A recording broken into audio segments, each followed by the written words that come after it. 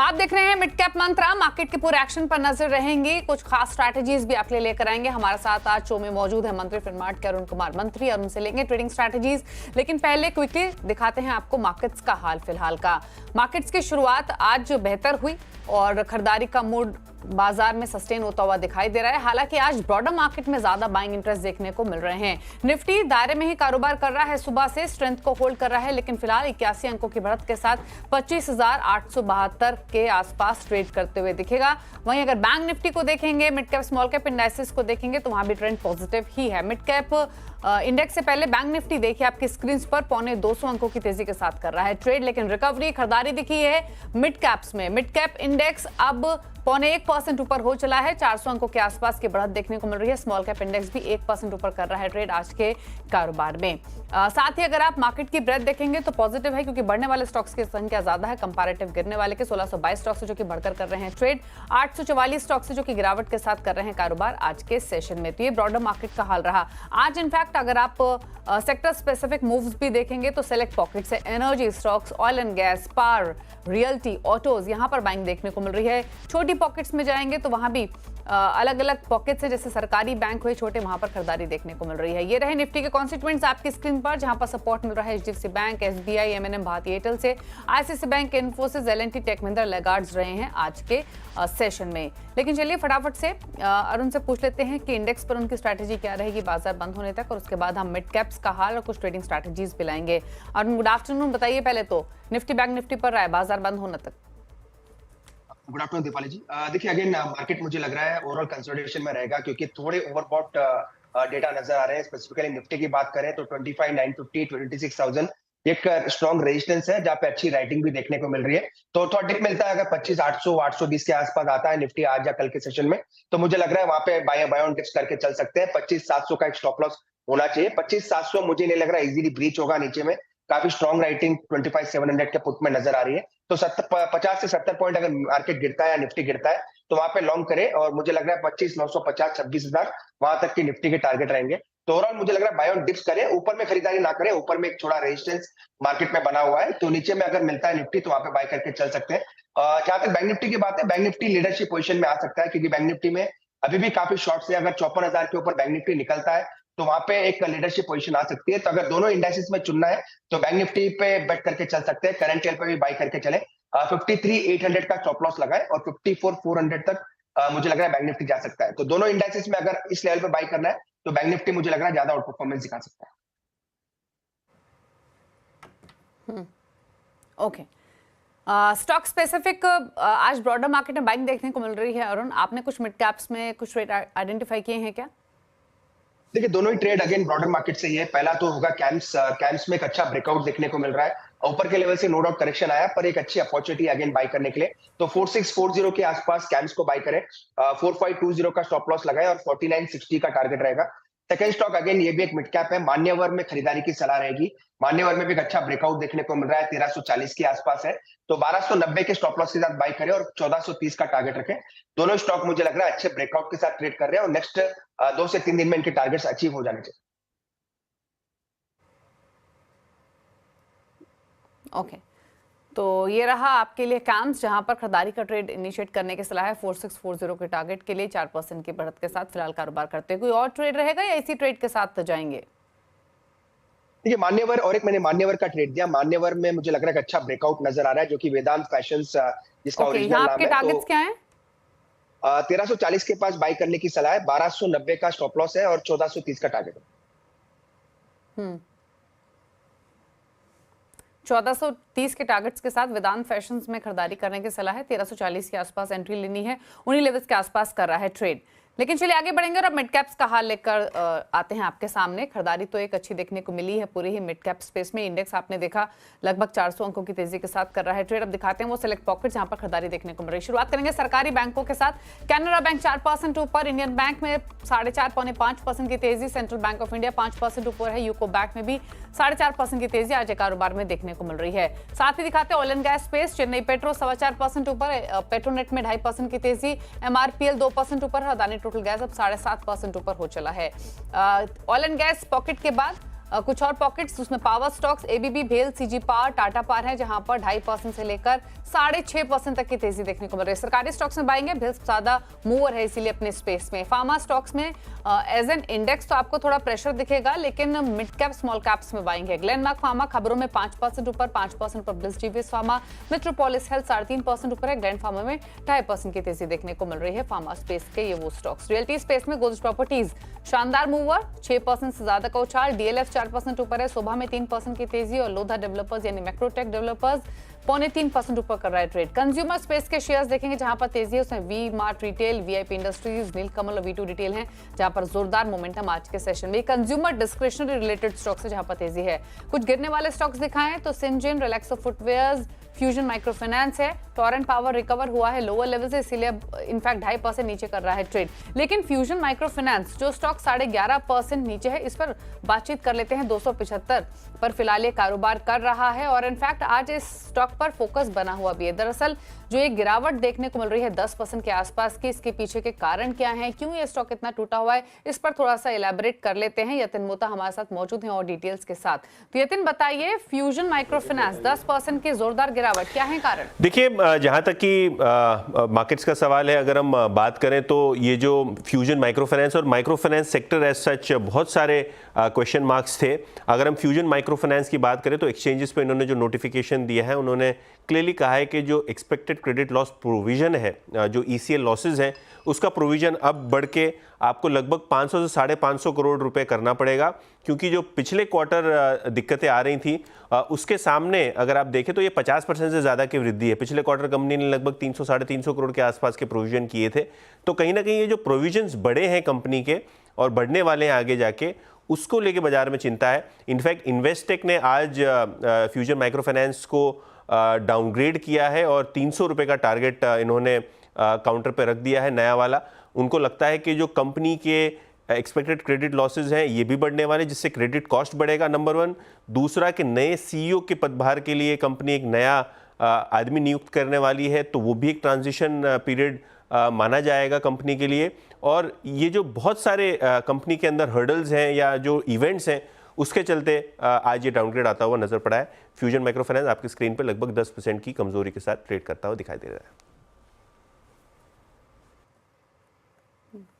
शुक्रिया यतिन आपका ये डिटेल्स बताने के लिए। तो यहाँ पर ब्रोकरेज रिपोर्ट्स भी और रिएक्शन भी उसी तरीके का देखने को मिल रहा है जिस तरीके कंसर्न्स रिपोर्ट में जारी किए गए हैं। 275 पर फिलहाल ये कारोबार कर रहा है। कुछ और स्टॉक्स दिखाते हैं और सरकारी कंपनियों की बात हो रही थी, तो अरुण भेल को देखिए एक बार और बताइए कैसा लग रहा है ये स्टॉक, या फिर इनफैक्ट PSU पॉकेट से कोई और स्टॉक जहां पर आपको लग रहा है कि स्ट्रेंथ एक्सटेंड हो सकती है, कंसिडरिंग कि यहाँ पर काफी अच्छी बाइंग देखने को मिल रही है।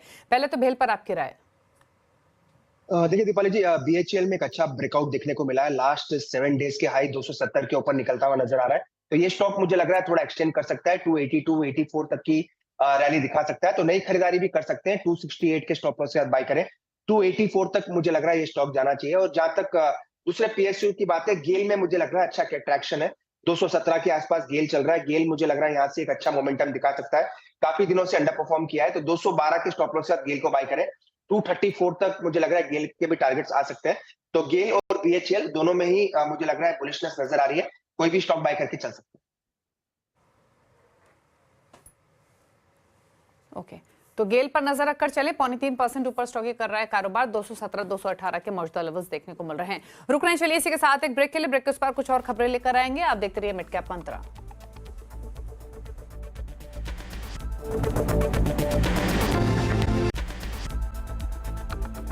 आप देख रहे हैं मिड कैप मंत्रा। आगे बढ़ेंगे, कुछ और खबरें आपके लिए लेकर आते हैं। और अमेरिकी दौरे पर प्रधानमंत्री नरेंद्र मोदी ने उद्योग जगत के हस्तियों से मुलाकात की, जिसमें सेमीकंडक्टर से लेकर इलेक्ट्रॉनिक्स, बायोटेक्नोलॉजी, आर्टिफिशियल इंटेलिजेंस सहित उद्योग से जुड़े कई मुद्दों पर चर्चा की। इस बैठक में Adobe, alphabet, IBM, AMD, NVIDIA के प्रमुख शामिल हुए और इस मौके पर गूगल के CEO सुंदर पिचाई और NVIDIA के फाउंडर और CEO जेनसन हुआंग ने क्या कहा, आइए सुनते हैं।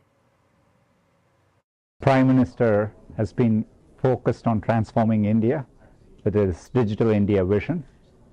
He pushed us to continue making in India, designing in India.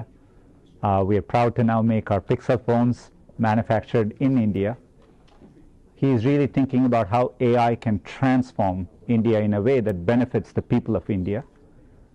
he challenged us to think about applications in healthcare, education, agriculture, and he's also thinking about the infrastructure of India, be it data centers, power, energy, and investing to make sure India can transition. And we are proud to be partnering with India. We are robustly investing in AI in India, and we look forward to doing more. We have several programs in partnership with MeitY, the Agriculture and Health Ministries, the central and state governments, and we look forward to doing more in India. I've enjoyed so many meetings with Prime Minister. He's such an incredible student. And every time I see him, he wants to learn about technology, artificial intelligence, the potential and opportunity for India, the impact on India's society and industry. And so I was delighted to be here to talk about it. India, as you know, is also home of some of the world's greatest computer scientists. So this is a great opportunity. Artificial intelligence is also a new industry, a new manufacturing industry that's very important. And so I'm looking forward to partnering with India in a very deep way to make that possible. We have many partnerships with India. For one, we're helping India gain access to our most advanced technologies. We're partnering with internet companies like Yotta and end-to-end networks, and to create the latest generation AI supercomputers in India for all of the startups. India is the home of the third largest startup economy.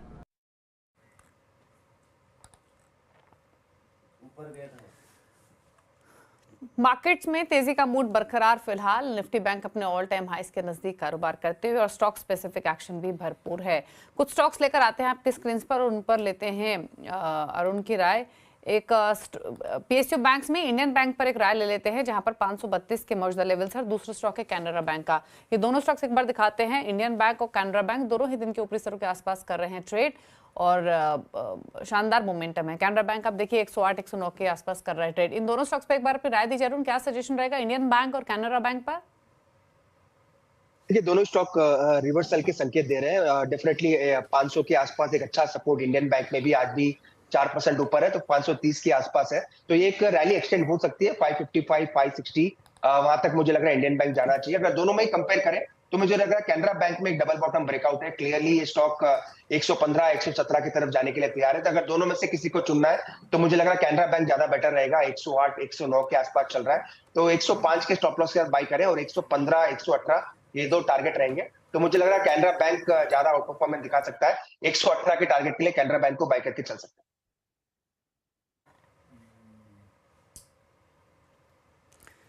तो ये राय रही Canara bank पर दिन के ऊपरी स्तर पर कारोबार करते हुए। रुक रहे एक ब्रेक के लिए, ब्रेक के उस पार कुछ और स्टॉक्स पर करेंगे चर्चा। जल्द वापस आते हैं।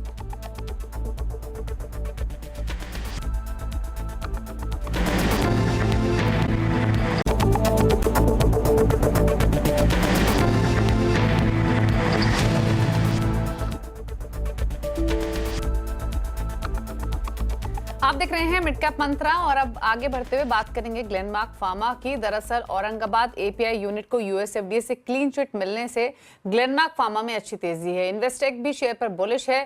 क्या कहा गया है रिपोर्ट में, डिटेल्स के साथ कंचन नौटियाल हमारे साथ हैं। बताइए कंचन। जी, जैसे कि आपने बताया कि जो शेयर है आज खबरों में भी बना हुआ है। बेसिकली यूएसएफडीए से क्लीन चिट मिल गई है और ये जो प्लांट इंपॉर्टेंट है उसके पीछे का जो मेजर रीज़न है क्योंकि इस प्लांट से जी फ्लोवेंट एमडीआई और साथ ही साथ नेजल स्प्रे का प्रोडक्शन होता है, तो इसलिए ये की प्लांट इनका माना गया है। उसके बाद इन्होंने इन्वेस्टेक ने यहाँ पे खरीदारी की राय दे दी है और जो लक्ष्य रखा है वो रखा है 1900 रुपये का। जो कैश फ्लो में तेज़ी है आगे चल के भी हमें जारी देखने को मिल सकती है। साथ ही साथ अच्छे नतीजे और कैश फ्लो के बढ़ने से जो री रेटिंग है ये भी जारी रहेगी।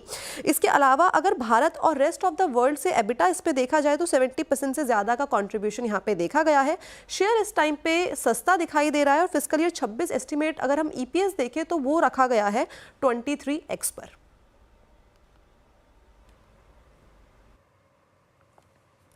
ओके, शुक्रिया आपका कंचन ये डिटेल्स शेयर करने के लिए, thank you so much. Glenmark pharma पर एक क्विक राय भी ले लेते हैं। बताइए अरुण, क्या भी यहाँ पर ग्लेनमार्क पर अच्छा मोमेंटम और स्टॉक तेजी के साथ कारोबार करते हुए? चलिए, तो ग्लेनमार्क फार्मा 1715 पर कर रहा है ट्रेड फिलहाल 5% की तेजी के साथ। आगे बढ़ेंगे और फ्लैट नंबर 1 का अपडेट ले आते हैं। इस हफ्ते webstrategy.com के आशीष क्याल, सेमको सिक्योरिटीज के ओम मेहरा और प्रति फिनमार्ट के हरीश जुजारे के बीच मुकाबला है और अब तक के रिटर्न की स्थिति आपको दिखा देते हैं। फिलहाल क्या सिचुएशन है, आज पहला ही दिन है हालांकि इस मुकाबले का, और 1.5% के रिटर्न के साथ आशीष क्याल पहले पायदान पर हैं। ओम मेहरा का पोर्टफोलियो पॉजिटिव है लेकिन फ्लैट है और हरीश का पोर्टफोलियो नेगेटिव 1.62% के रिटर्न्स लैंड कर रहा है। ये रहा अपडेट। इसी के साथ एक ब्रेक के उस पर देखिए न्यूयॉर्क कंपनी हम बातचीत करेंगे मैनकाइंड फार्मा के एमडी और वाइस चेयरमैन राजीव जुनेजा से एक ब्रेक के बाद। नमस्कार।